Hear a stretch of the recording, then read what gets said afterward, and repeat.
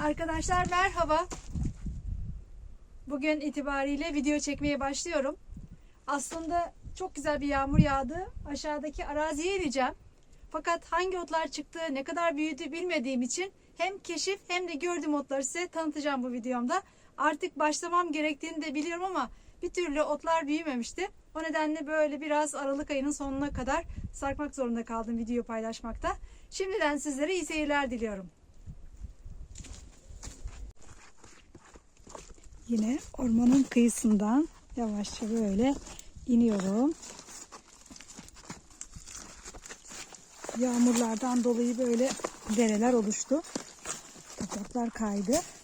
Ama ben bu dereleri de çok seviyorum. Çocukluğumda derelerin yanına oturup böyle seyretmeyi severdim. Herhalde ondan olsa gerek, bana iyi geliyor. Şimdi şöyle yaz boyunca ektiğim sebzelerin olduğu yerden geçeceğim. Damlamaları topluyorum. Şöyle bu damlamaları bir araya getirip bağlayıp kıyıya koyuyorum. Şu kıyıya doğru. Ondan sonra tarlayı sürüyoruz. Parçalar kaldı. Bu işler beni bekliyor zaten. Yine şurada fıstıklar vardı. Bu fıstıkları sekemedim bu yıl. Çok işlerim vardı. Ama olsun. Tohum olarak mutlaka bir yerde seneye çıkacaktır. Şöyle bakın, şu karşıda görüyor musunuz bilmiyorum. Kameradan bazen görünmüyor görüntüler. Şimdi oraya doğru gidelim. Bakın bunların hepsi kabak arkadaşlar. Toprakta batıyor. Bakın. Of, çok kötü batıyor toprak. Gömülmeden yürüyeyim. Bakın bunların hepsi kabak. Süs kabağı. Bunları boyama işlerinde kullanıyorlar. Çok güzel süslemeler yapıyorlar. Bakın böyle. Bunları toplayıp bir çuvalın içinde biriktireceğim. Tohum olarak değerlendireceğim. Şurası ne kadar güzel bir yeşillik olmuş. Bakalım, onlar büyük bir ihtimal kuş otu. Ona benziyor. Evet, bir taraftan da bakın benim serptiğim rokalar bu kadar büyümeye başlamış. Daha yeni ve tabii böcekler gelip de yapraklarını delmeye başlamışlar. Buraya rokalar getirip böyle demet halinde bırakmıştım. Büyük bir kısmı buraya dökülmüş. Bakalım bunlar neymiş, minicik minicik. Evet, kuş otu arkadaşlar bunların hepsi. Bakın şöyle minicik. Böyle çıkarken kuş otları böyle, ama burasını halı gibi saracaklar. Ama böyle havlu olan kalın havlular gibi olacak. Çok güzel. Bunlar artık büyümesi lazım. Yağmurlar da iyi yağıyor bir aydır. Bakar mısınız, hala biberler donmadılar. Hatta üzerinde tekrar biber yapmaya başlamışlar bunlar. Ben çünkü bütün biberleri toplamıştım. Turşu da yaptım. Bakın bunlar biber. Çok iyi. Güzel. Tabii bunların arasına ben ilkbaharda kerevizler ekmiştim arkadaşlar. Kerevizler de böyle yaz boyunca hem sulandılar. Şimdi de yağmurla birlikte sulanıyorlar. Şu gördüğünüz sıradakilerin hepsi boydan boya. Bakın kaç tane sıra var.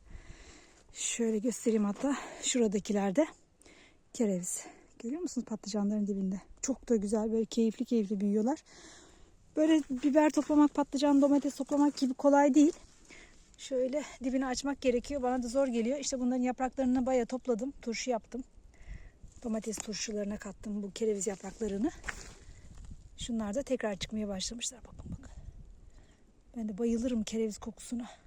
Harika olur. Evet, bakın. Şöyle gezelim. Bakalım neler bulacağız. Tabii bu gördüm hemen daha ilk bakışta. Kocaman arkadaşlar sütlüce otunu görüyoruz. Bakar mısınız? Kocaman bir sütlüce otu. Kocaman.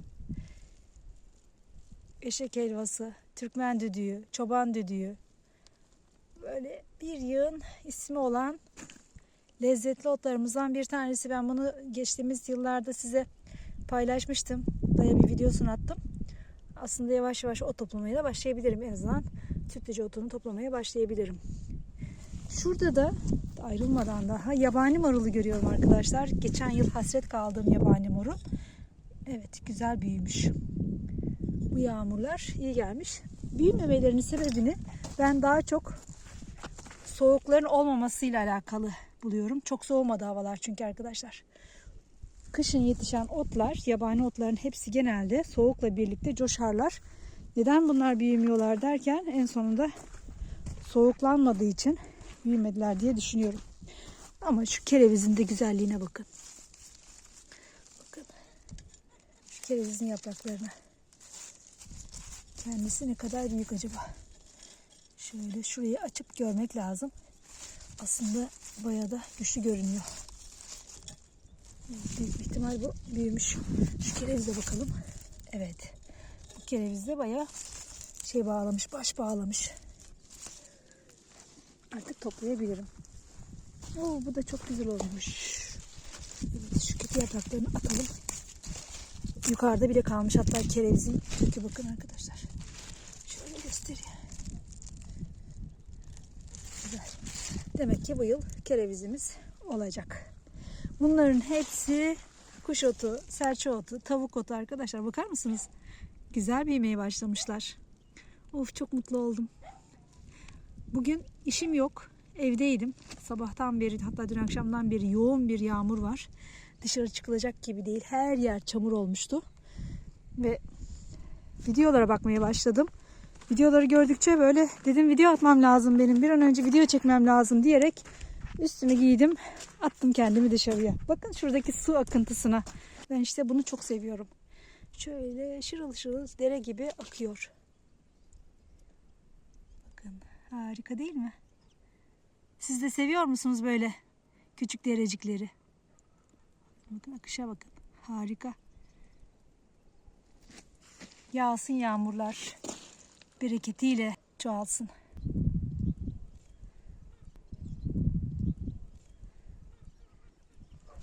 Evet, şimdi şöyle domates tarlasına doğru bir gideyim. Oradan yine evet giderken yine karşıma çıkan sütlüce otunu göstereyim arkadaşlar size. Bakın. Bunlar da gayet güzel olmuşlar. Burada geçtiğimiz yıl zaten çok fazla sütlüce otu olmuştu ve tohumları yayılmıştı. Ben de hatta onlar tam büyüme aşamasında tarlayı sürüp domates ekmiştim. O domates tarlasını hazırlıyoruz videosunda görebilirsiniz. Tabii bunlara bir şey olmuyor. Toprakta kayıyor. Ve aynı zamanda batıyor arkadaşlar. Bakın bunlar hemen burada büyümeye bile başlamışlar. Ben iyi ki gelmişim. Şu güzelliğe bakın arkadaşlar. Şu güzelliğe bakın. Harika. Fışır fışır böyle, o kadar güzel ki batıcı değil. Bunun dikenleri batmaz zaten arkadaşlar. Salatası çok güzel olur. Devam edelim. Bunlar da bu yıl çok ekmiştim arkadaşlar. Süpürge çalısı bitkisi. Bakın onun tohumları üzerinde. Tabii hepsini toparlayamadım. Vaktim yetmedi. Bayağı 2 kucak kadar da kestim. Onları bağlatıp süpürge yapacağım. Çalı süpürgesinden bahsediyorum. Bunlar böyle seneye yayılır. Belki buralarda yine çıkar. Yine kurtlar, kuşlar, artık böcekler gelip bunun tohumlarıyla besleniyorlar. Bakın şurada güzelliğe. Bu da böyle olmuş. Gördüğünüz gibi. Çok güzeller. Böyle bordo renginde tohumları var. Bu kadar çok tohum var ki. Evet. Bu da olgunlaşmamış. Ama bu da estetik. Değil mi arkadaşlar? Çok güzel. Şu da kuşlar tarafından tohumların bir kısmı yenmiş olan süpürge çalısının bitkisi. Tohumları, çiçeği. Evet. Hala domates var üzerinde. 15-20 kasa kadar domates topladım. Bakın bu da sonradan büyümüş. Ama istemiyorum artık domates. Evde de var çünkü. Oh oh oh oh, çok güzel. Sütlüce otu harika. Aslında bıçağımı ve sepetimi alıp gelebilirmişim. Ama olacağını düşünmedim. Çok küçük olacaklarını düşündüm. Bu da arkadaşlar deve taban otu. Bu da yenen otlarımızdan bir tanesi. Çok beğenirim bunu da. Kavurması da olur. Böreklerin içine de katılır. Yine sütücü otları. Şu minicik gördüğünüz labada. O da büyüyecek. Evet, bakın burada da yine bir tane deve tabanı otu var. Şöyle yakından göstereyim. Ve tabii ki böcekler tarafından da yenmiş. Şöyle elek haline getirilmiş. Çok güzel, dolgun böyle tok otlardan bir tanesi. Bakın bunu karışık otlarla da borani tarzı yemeğini yapabilirsiniz. Kavurmasını da yapabilirsiniz. Burada da gördüğünüz çok taze sütlücü otumuz var. Ama ben batıyorum arkadaşlar. Burası bakın. Şöyle göstereyim hatta çizimlerimle nasıl batıyorum. Şöyle aşağıya doğru gömülmeye başladım. Hemen buradan kaçmam gerekiyor. Çünkü bu bölge biraz bataklık bölgesi. Eyvah eyvah. Eyvah eyvah. Hemen kaçıyorum. Kaçtım. Domateslere bakın. Ay ne kadar güzel bu da. Bakın yeşil domates. Bunun turşusunu yaptım arkadaşlar. Öyle güzel oldu ki efsane bir turşu. Bakın. Harika bir turşu oldu. Şuraya atayım. Şimdi şu kıyıdan gidebilir miyim acaba diye bakıyorum. Şu damlama hortumlarını da şöyle topluyorum genelde. Şunu çekmişim.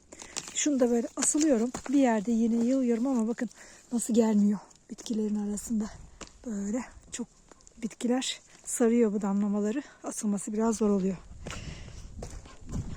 Şimdi şöyle kıyıdan geçersem diğer tarafa doğru gidebilir miyim bakalım. Buralar çok kötü, yine buralarda batıyor. Ve kupkuru otlar. Sonbaharın şu güzelliklerini de görün arkadaşlar. Bakın şu kızıllığa. Şuralara bakın, doğallığa. Harika. Çok güzel.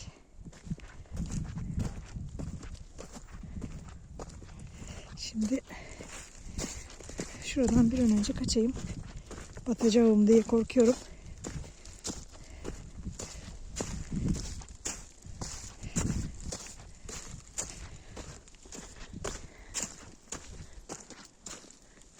Şurada domates kalmış ucunda minicik. Şu da sonradan olgunlaşmış. Çok güzel. Buralarda da çok fazla şey vardı. Yabani marul, yağlı marul denilen ot vardı. Fakat bu yıl o kadar çıkmamış.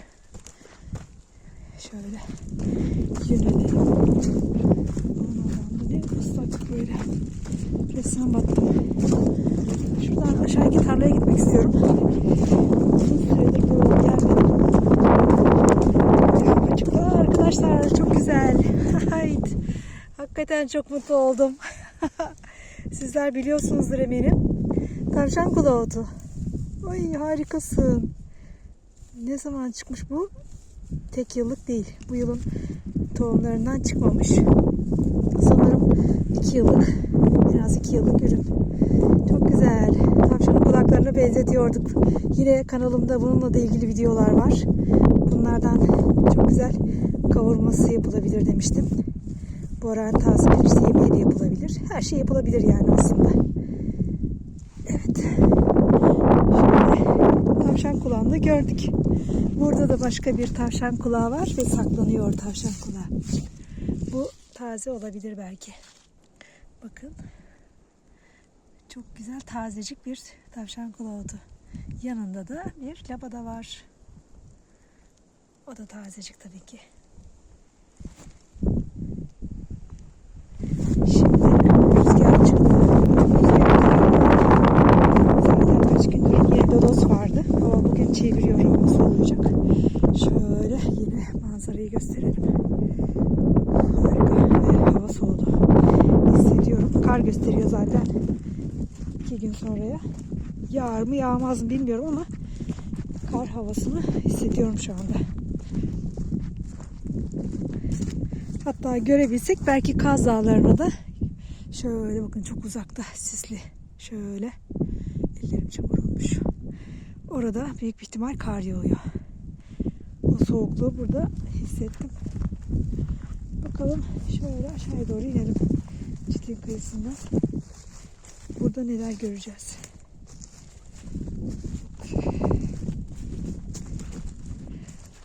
Epeydir buradan aşağı inmedim. Burada da yol boyunda gördüklerim kara indibalar. Harikasınız. Hoş geldiniz çiftliğime. Hoş geldiniz hayatıma. Güzellikler. Taptazeler bunlar. Hep burada kara indibalar olurdu. Şunun güzelliğine bakın. Tazecik. Taptazecik. Harika bir kara indiba. Buralarda da hep var. Bakın göstermeye çalışayım. Şöyle otların arasında yeni yeni çıkanlar, büyümeye böyle gayret edenler, büyüyenler. Evet. Böyle kara indibalarımız. Aman Allah'ım ne kadar çoğalmışlar. Uf, harika. Harika. Süper. Süper. Çok keyif aldım şu anda.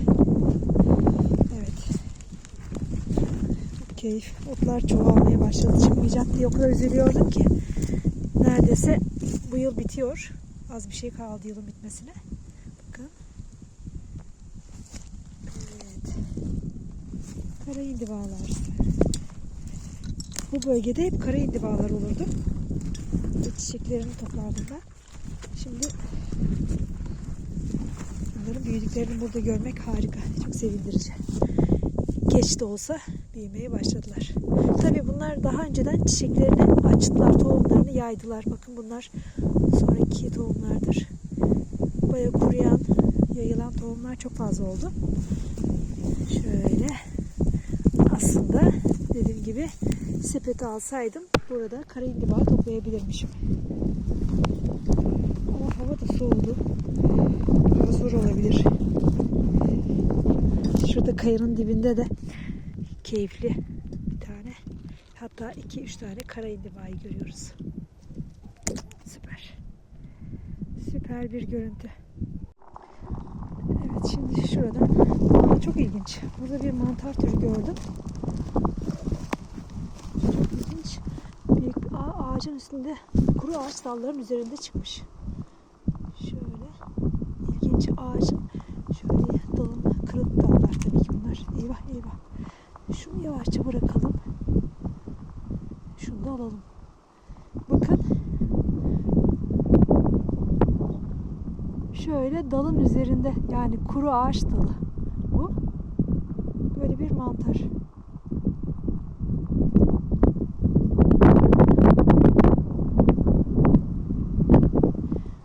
Şu kayanın üzerine koyayım. Buralarda kara indibaları görüyoruz. Bol bir şekilde.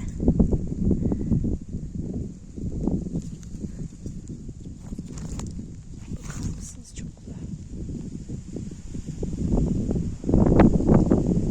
Harika.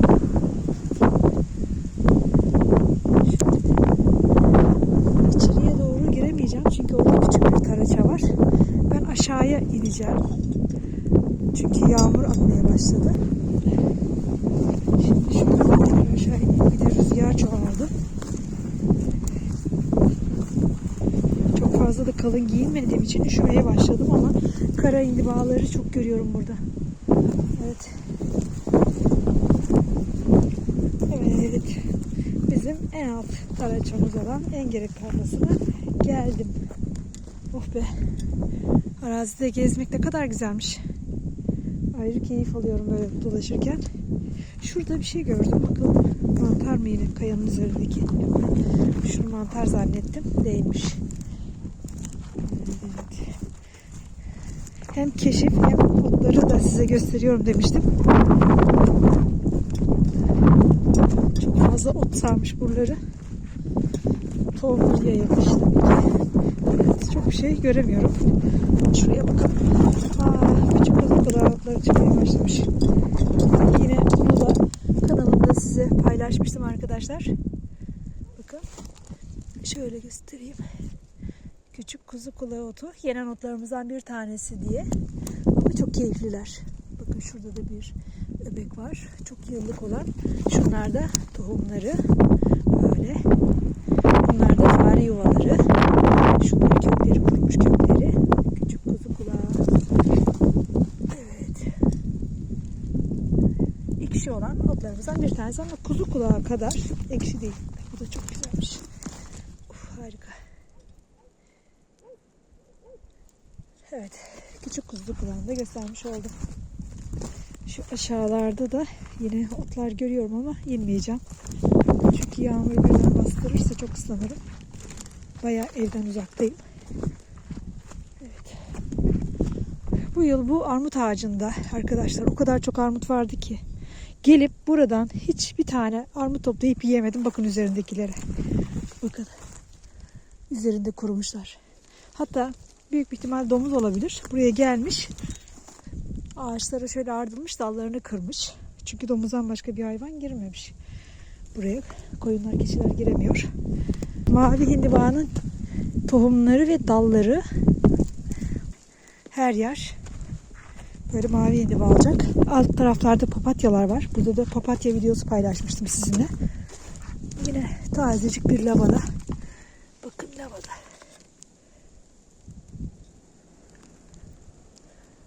Daha yeni tohumları dökülmüş ve bunlar da çoğalıyorlar arkadaşlar. Şöyle bir daha göstereyim. Şu ne kadar çok olmuş bakın.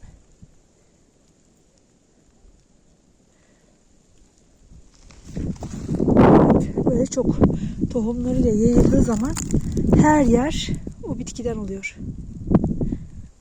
Bunların hepsi lavada.